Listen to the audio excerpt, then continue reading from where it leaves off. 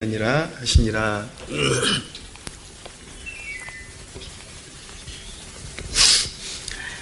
네, 오늘은 영광스러운 교회 8번째 시간입니다. 교회는 정말 우리가 생각하는 것보다 위대한 능력을 소유한 곳입니다. 오늘 예레미야에게 하나님께서 예레미야를 부르시는 소명의 장인데, 너로 말미암아 너를 통해서 나라들을 뽑고 파괴하고 파멸하고 넘어뜨리며 건설하고 심게 할 것이다 라고 약속해 주셨습니다. 신약 성경에는 너희가 땅에서 매면 하늘에서도 매일 것이요 땅에서 풀면 하늘에서도 풀릴 것이다 라고 말씀하셨죠. 교회가 그렇게 공신력을 갖고 영적인 권세가 있다라는 것입니다. 교회가 불온한 그런 사상을 전하는 세력에 대해서 이 땅에서 이단으로 정죄하면 하늘에서도 이단으로 정죄가 되게 되는 것입니다. 그렇게 묻고 푸는 권세가 사실은 교회에 있는 것이죠.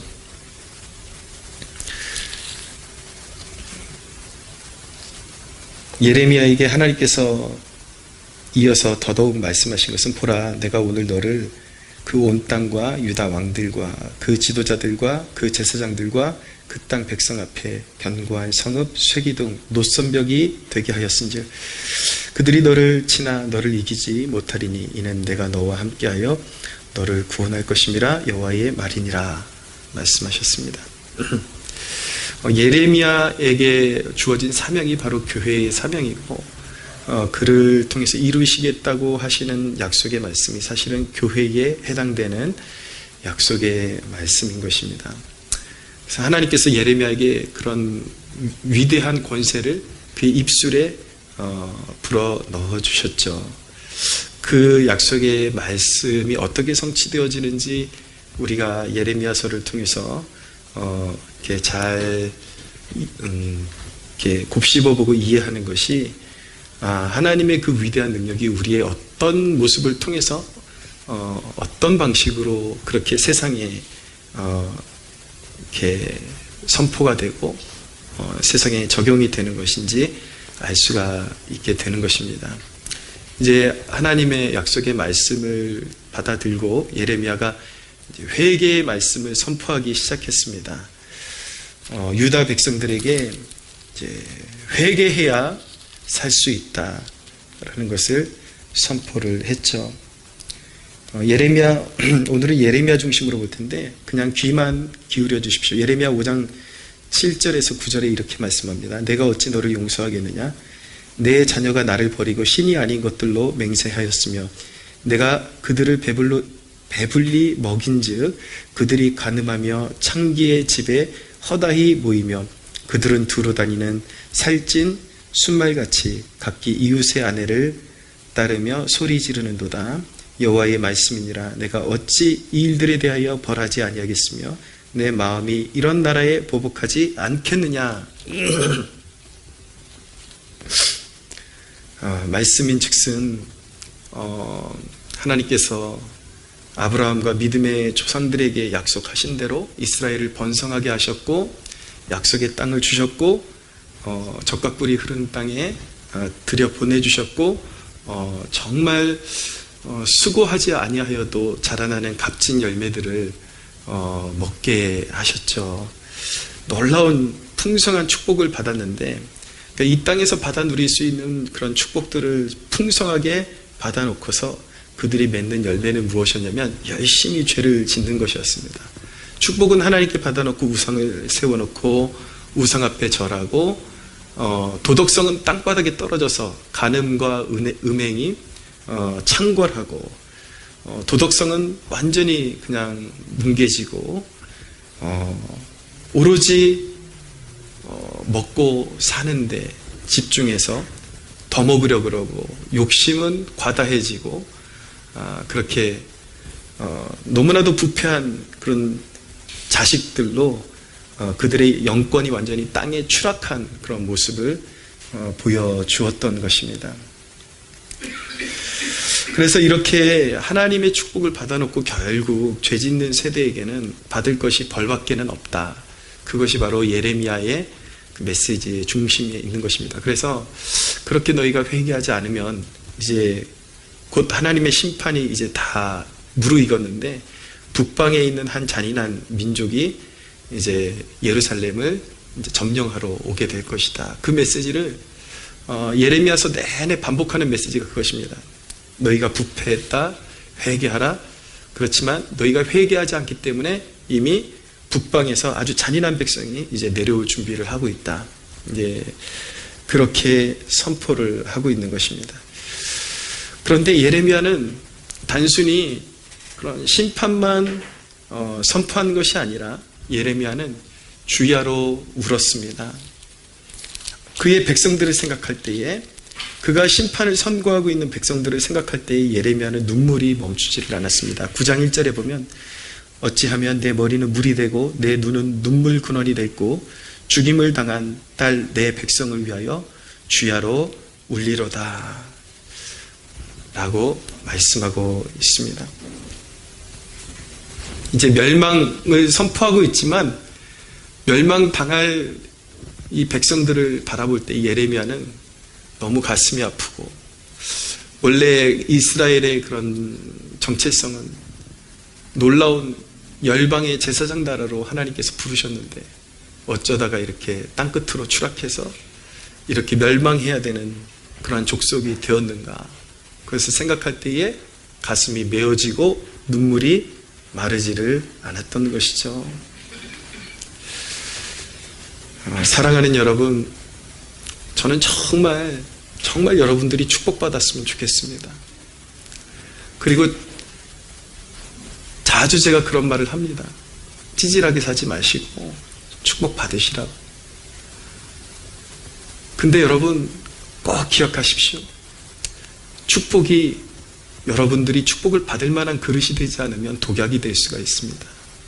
제가 축복받으라는 것은 하나님의 원대한 영적인 누군가를 구원하러 나가는 것, 여러분 다 보세요. 전도지 하나하나 인쇄하고, 그리고 필요한 교회를 세우고 선교지를 세우고 다 이런데 찌질하게 살아가지고는 그냥 자기 그냥 목구멍 하나 연명하는 그런 상태로 살아가서는 교회가 교회다운 사명을 감당할 수 없는 것입니다. 그래서 여러분들 하나님 앞에 정직하게 행하시고 축복 받으십시오 라고, 그렇게 제가 늘 그렇게 축복하면서 여러분들을 기도하고는 있지만 그 축복을 지켜내는 것이 결코 그렇게 쉬운 일이 아니라는 것을 알아야 됩니다. 받으면 그렇게 하나님 나라 일하라고 하나님께서 자원을 주시면 진짜 축복은요, 여러분, 그냥 여러분들이 외관적인 생활이 풍성해진 것이 진짜 축복은 아닙니다. 축복의 종류지만 그것도 중요해요. 너무 가난하면 비참해집니다. 제가 어려서부터 너무 가난해가지고 그걸 압니다. 가난한 건 하나도 동경할 게 없습니다. 근데 여러분, 우리가 그것을 하나님의 영광을 위해서 사용한다라는 전제적인 그런 마인드를 우리의 가슴에 심지 않으면 그것이 오히려 그 껍데기뿐인 축복, 그것 때문에 거기에 만족하고 안주하는 바람에 완전히 영적인 축복을 다 송두리째 잃어버리고 영적인 거짓골이 될 수 있다는 것을 항상 기억하셔야만 하는 것입니다. 그래서 여러분들 말씀을 나누면서 꼭 기억하셔야 되는 것은, 부요해진다고 세상과 함께 웃고 있는 건 망할 징조라는 것을 꼭 기억하셔야만 하는 것입니다. 꼭 기억하십시오.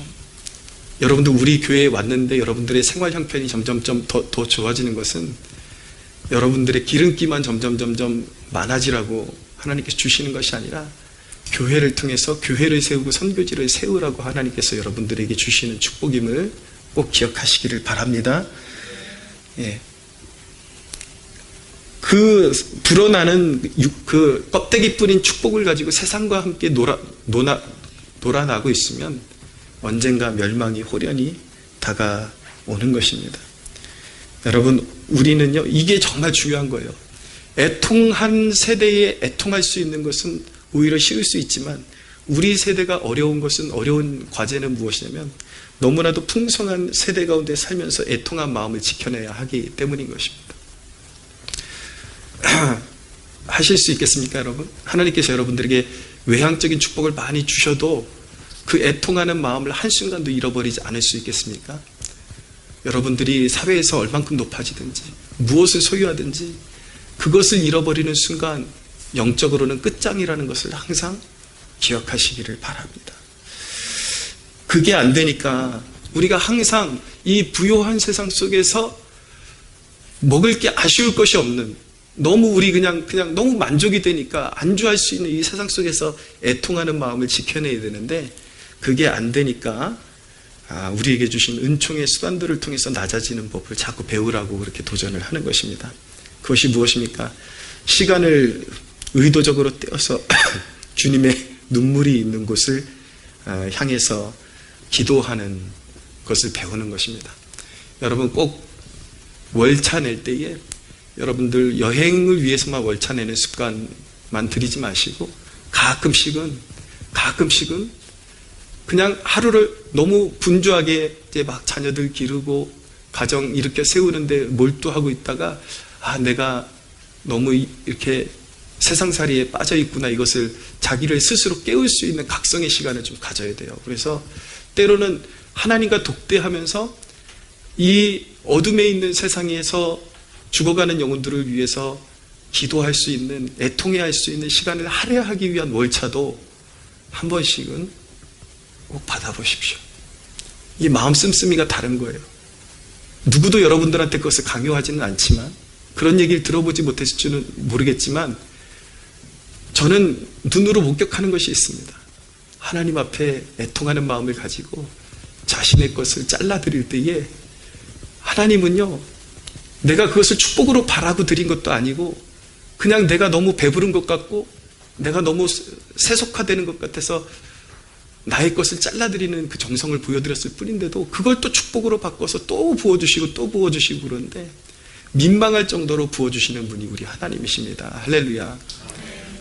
더더욱 그럴수록 더더욱 애통한 마음 가지고 더더욱 내 것을 잘라내고 나에게 왜 이렇게 부어주실까라는 고민을 많이 하셔야 돼요. 그래야 속물이 되지 않을 수가 있습니다. 여러분, 가장 가치 있는 것을 위해 헌금 생활을 하는 것도 우리가 그냥 여러분 그냥 주일 되면은 얼마씩 하는 그 습관적인, 액수도 이제는 얼마인지도 모르고 낼 법한 그런 습관적인 헌금 생활이 아니라 이따금씩은 정말 하나님 앞에 구별해서 드리는, 정말 나에게 너무 많이 주셔서 좀 한 달 동안 만큼이라도 내가 정말 좀 내 심령을 가난하게 만들기 위해서 좀 이것들을 걷어내고 싶다. 그렇지만 단순히 걷어내는 것이 아니라 이것을 정말 하나님이 원하시는 곳에 쓰실 수 있도록 내어드릴 수 싶다. 그 마음으로 헌금을 하는 그런 습관도 들이시기를 바랍니다.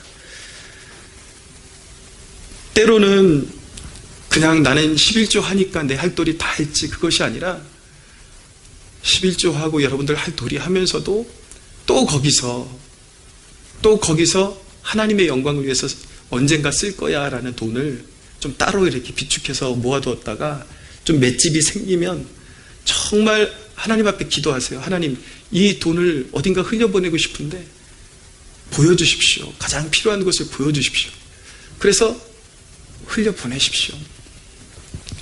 저는 우리 교회 성도들이 맷집이 강하고 좀 부요한 마음을 가진 성도들이 되었으면 좋겠습니다.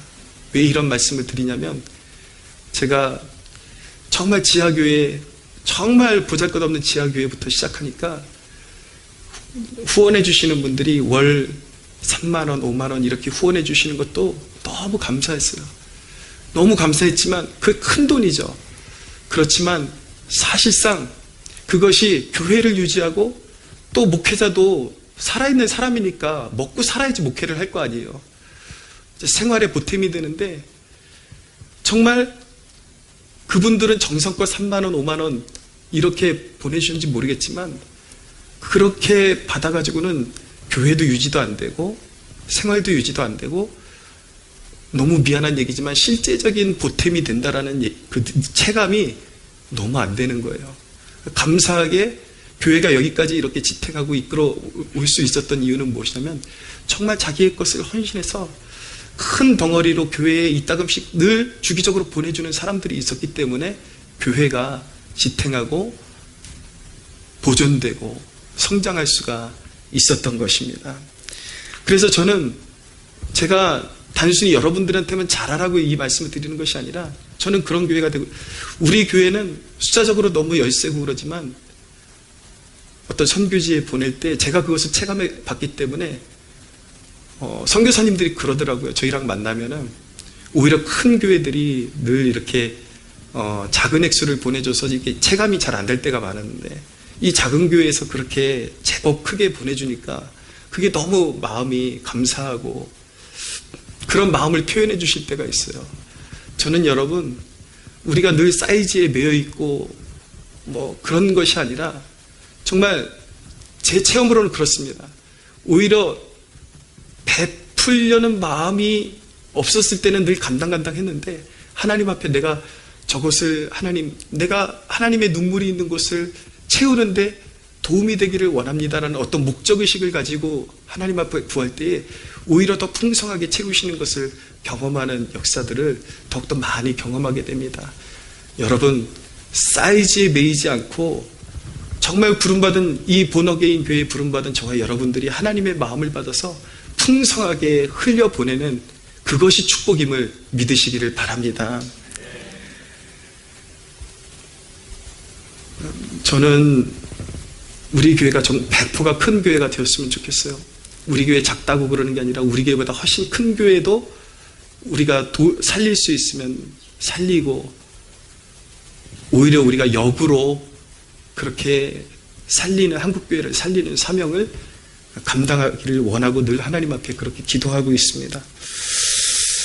여러분, 그런데 예레미야가 하나님의 회개의 말씀을 선포하자 돌아온 것은 무엇이냐면 바로 핍박이었습니다.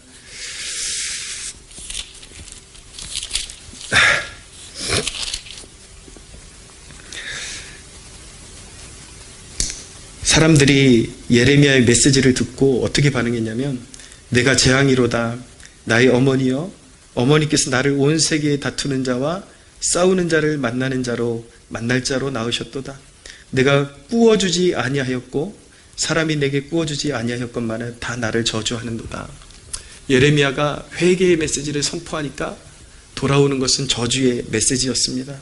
그가 핍박받은 것은 무엇 때문이었는가? 바로 그의 입에 있는 말씀 때문이었습니다. 그의 입술에 있는 말씀이 진리였기 때문에 핍박이 돌아오게 된 것이죠.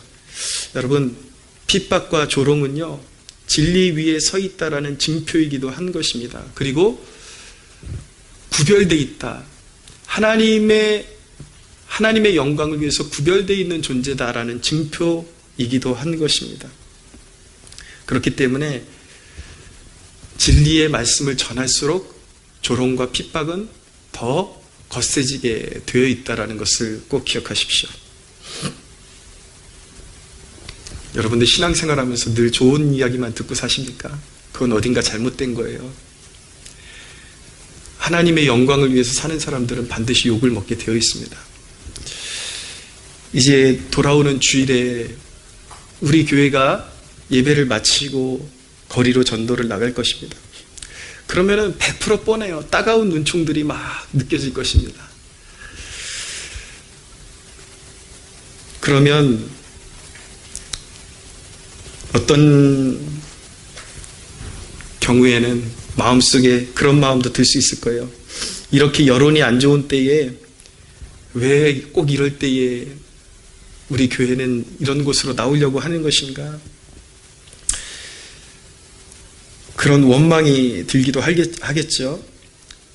그러나 여러분 기억하십시오. 예레미야는 가장 여론이 안 좋은 때에 회개의 깃발을 높이 올려들었습니다. 초대교회는 가장 핍박의 시기에 말씀을 들고 전진했습니다. 이게 교회입니다. 교회의 야성입니다. 여러분들 돌아오는 주일에 복음으로 말미암아 핍박받는 그 즐거움을 좀 누리는 복된 여러분들 되시기를 축원합니다. 할렐루야. 네. 저는요, 교회가 너무 약골이 되어서는 안 된다고 생각합니다. 코로나 시즌에 뉴스에서 조금만 어느 교회에서 코로나 터졌다 그러면 한결같이 하는 말이 지금 무슨 전도냐, 지금 나갔다고 무슨 욕을 먹으려고 전도냐. 저 한 번도 쉰 적이 없거든요. 코로나 시즌에도 전도를 쉰 적이 없어요. 여러분 여기 성신여대 근처에 로데오 거리 있는데 아시죠? 거기 메가커피가 있는데 그 앞에 목요일마다 피켓을 들고 그냥 이렇게 서 있는 게 아니라 계속 선포를 합니다. 복음을 선포를 해요. 근데 여러분 뉴스에서 나오는 거랑 달라요. 물론 습관적으로 조롱하는 애들은 있어요. 걔네들은 코로나랑 저기 연관이 없어요. 고등학생들은요 객기가 있어요. 그래서 무조건 가면서 할렐루야 그러면서 이제 막 할렐루야 남마미탑을 막 이러면서 간단 말이에요. 저 열받으라고. 고등학생들은 만년 그래요. 늘 그래요. 근데 보통의 사람들은요 아무 말도 안 합니다. 그냥 가면서. 오히려 코로나건 어떤 시즌이건 지나가면서 오히려 격려해주는 사람들이 있어요. 고등학생들처럼 약간 엿먹으세요라는 뉘앙스의 할렐루야가 있는 반면에 진짜 조용히 지나가면서 아멘 이렇게 해주시는 분들이 있어요. 아멘. 그럴 때마다 얼마나 힘이 나는지 몰라요. 여러분 세상 눈치 보다가 언제 세상을 변화시키겠습니까? 세상 눈치 보면서 가장 세상이 썩었을 때 필요한 게 복음인데 도대체 이때는 코로나 때문에 안 되고 이때는 여론이 안 좋아서 안 되고 이때는 이것 때문에 안 되고 도대체 언제 나가서 전하는데요? 예, 우리 불굴의 야성을 갖는 우리 본어게인 교회 성도들 되시기를 축원합니다. 예레미야는 거짓 선지자들과도 싸워야 했습니다. 매맞고 갇히고 수치를 당해야 했습니다. 그 내용이 20장에 나오는데 바스훌이라는 제사장에게 매도 맞고 그렇게 갇히기도 하고. 그런데 여러분 겉으로 보기에는 예레미야가 매맞고 갇히고 모욕을 받는 것 같았지만 지금 예레미야가 무엇을 하고 있는 것이냐면 이미 그렇게 갇히고 욕먹고 핍박을 받음으로써 세상을 향한 심판을 행하고 있었던 것입니다. 예레미야에게 도전했던 세력에 대해서 이렇게 예레미야 20장 3절에 말씀하는데 다음 날 바스훌이 예레미야를 목에 씌우는 나뭇고랑에서 풀어주매 예레미야가 그에게 이르되 여호와께서 너의 이름을 바스훌이라 아니하시고 마골 미사빕이라 하시느니라 라고 그렇게 선언을 합니다. 마골 미사빕은 사방으로 두려움이다라는 뜻을 가지고 있습니다.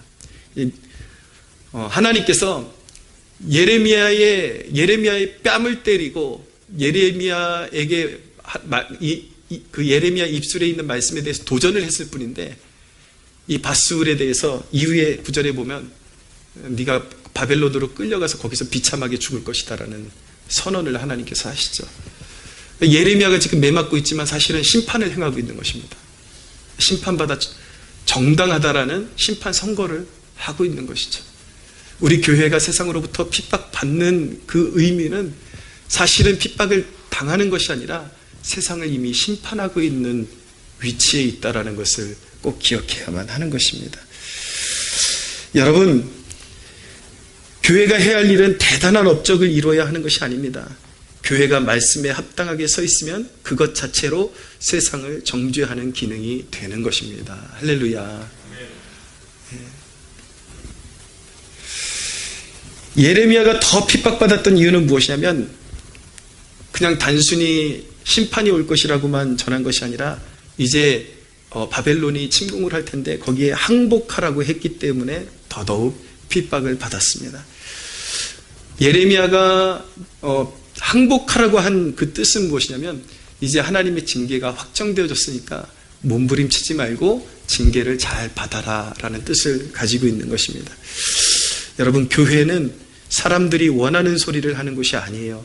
그 세대를 향한 아버지의 뜻을 전하는 곳이 바로 교회인 것입니다. 그런데 교회는 심판을 전하고 또 타락한 교회, 타락한 성도들에 대해서 징계의 메시지를 선포하지만 그러나 하나님은 신실하셔서 그 징계가 이미 선포되었음에도 불구하고 그 징계조차도 순종하는 백성들에게는 복이 있다라고 약속하고 계십니다. 할렐루야.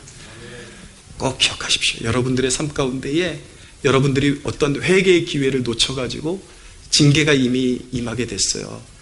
징계가 여러분들에게 임했어도 여러분들이 기억해야 되는 것은 예수 그리스도의 그 보혈의 은혜로 말미암아 내가 하나님의 자녀라는 그 믿음을 한순간도 잊어버려서는 안 되는 것입니다. 할렐루야. 그 믿음을 가지고 나아갈 때에 그 믿음을 가지고 아버지는 여전히 나를 사랑하신다라는 그 믿음을 가지고 징계를 주실 때조차도 아멘으로 받으면 그 징계조차도 놀라운 하늘의 소망과 축복으로 바꾸어 주시는 분이 우리 하나님이십니다. 할렐루야. 여러분, 말세에 여러분들의 귀한 생명을 보존받는 법 하나를 가르쳐 드릴까요? 꼭 기억하십시오. 교회 편에 서십시오. 무슨 말씀이냐면 썩어지고 예를 들어서 막 목회자가 막 비리의 온상, 교리적으로도 썩고 완전 비리의 온상으로 목회자가 썩어 들어갔는데도 무조건 편들어주라는 얘기가 아니라 보편적으로 교회가 아픔이 있어도 세상 사람들이 아무리 교회를 핍박하고 욕하고 개독교라고 욕하고 심지어 믿는 자들까지도 그들의 편에 서서 조롱할 때조차도 교회를 무너뜨리는 쪽에 서지 말고 교회를 세우는 편에 서라는 뜻인 것입니다. 할렐루야. 예레미야가 이제 핍박받으면서 서기관 요나단의 집에 있는 그 물 웅덩이 속에 갇혔을 때에 이제 굶어 죽을 위기에 처했는데 당시에 구스인 에벤멜렉이라는 사람이 왕에게 이야기해서 예레미야를 꺼내 주었습니다. 에벤멜렉이라는 사람이. 그랬더니 하나님께서 이 에벤멜렉에게 그것을 너무 좋게 보셔가지고 약속의 말씀을 주십니다. 예레미야 39장 18절에 보면 내가 반드시 너를 구원할 것인즉 네가 칼에 죽지 아니하고 네가 노략물같이 내 목숨을 얻을 것이니 이는 네가 나를 믿었음이라. 여호와의 말씀이니라. 에벤멜렉에게 하나님께서 예레미야를 통해서 약속을 주시는데 예레미야를 구원해 낸 것을 하나님이 너무 기쁘게 여기시고 합당한 그게 믿음의 행실로 하나님께서 여기셔서 이제 바벨론이 어쩔 수 없이 예루살렘을 침공해서 멸망시킬 텐데 에벤멜렉 너는 믿음을 지켰기 때문에 내가 너의 생명을 노략물을 얻는 것처럼 지켜줄 것이다 라고 약속하셨는데 정말 장정들이 죽어나가고 모든 백성들이 선혈이 튀고 죽어나가고 눈이 뽑히고 처참하게 죽어나가는 상황 속에서 하나님께서 에벤멜렉을 지켜주셔서 보존해 주셨습니다. 할렐루야. 어떤 재앙이 있어도 교회 편에 서며 하나님의 눈물이 있는 곳에 마음을 품고 기도하고 늘 하나님의 편에 선 자들은 하나님께서 노략물을 얻듯이 어떤 재앙이 와도 어떤 핍박이 와도 그들의 생명을 보석과 같이 지켜주신다는 것을 꼭 기억하시기를 바랍니다. 말씀을 맺겠습니다. 46장부터 보면 이제 애굽, 블레셋, 모압, 에돔, 다메섹, 바벨론까지 이제 심판을 예레미야가 선고를 하죠.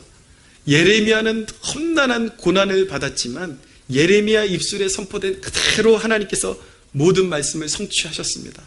나중에는 결국 대제국 바벨론도 처참하게 멸망하게 되었죠. 정말 예레미야 일대기를 보면 늘 눈물을 흘리고 매맞고 갇힌 것이 전부인 것 같았지만 정말 그를 통해서 하나님께서 말씀하신 너의 말씀을 통해서, 입술의 말씀을 통해서 나라들을 뽑고 파괴하기도 하고 파멸케 하겠다라는 말씀이 성취된 것입니다. 할렐루야. 여러분, 우리의 삶 가운데 항상 구속사적인 안목을 가지고 우리의 인생을 바라봐야 됩니다. 하나님께서 이렇게 창대한 약속을 나에게 주셨는데 왜 내게 이 고난이 끊이지 않는 것일까? 그것은요, 너무 1차원적인 신앙을 가지고 있는 것입니다. 하나님의 약속은요, 우리의 고난을 수반하면서 이루어지고 우리가 수욕받고 수치를 받는 그것을 통해서 하나님은 우리를 세상의 심판자로 세우심을 믿으시기를 바랍니다. 할렐루야. 쉽지 않은 일이겠지만 그 믿음을 잘 지켜내는 자들은 반드시 영광의 면류관을 쓰게 되고 하늘에서 영원한 것들을 차지하게 될 것입니다. 아무리 짓밟혀도 우리가 주님을 높이고 있다면 우리는 기뻐해야 하는 것입니다. 그것 자체로 심판의 권능을 나타내는 것이기 때문인 것입니다. 기억하십시오. 우리의 삶 자체가 신약 성경에 세메이온이라는 단어가 있는데 예수님이 행하신 치유의 역사를 세메이온이라고 합니다. 표적. 예수님의 표적이 무엇인가? 하나님 나라가 임했다라는 표적이고 예수님을 믿지 않는 자에게는 심판이 임했다라는 표적을 세메이온이라고 하는 것입니다. 우리의 삶 자체가 바로 세메이온이 될 수 있다는 사실을 꼭 기억하시기를 바랍니다. 할렐루야. 거룩함과 사랑으로 가득한 표적이 되어서 그리스도의 사랑을 증거하면서도 모질게 받는 핍박도 기쁨으로 받으며 하나님 나라 확장시켜 나가는 여러분들 되시기를 주 예수의 이름으로 축원합니다. 하나님께 영광의 박수를 드리겠습니다.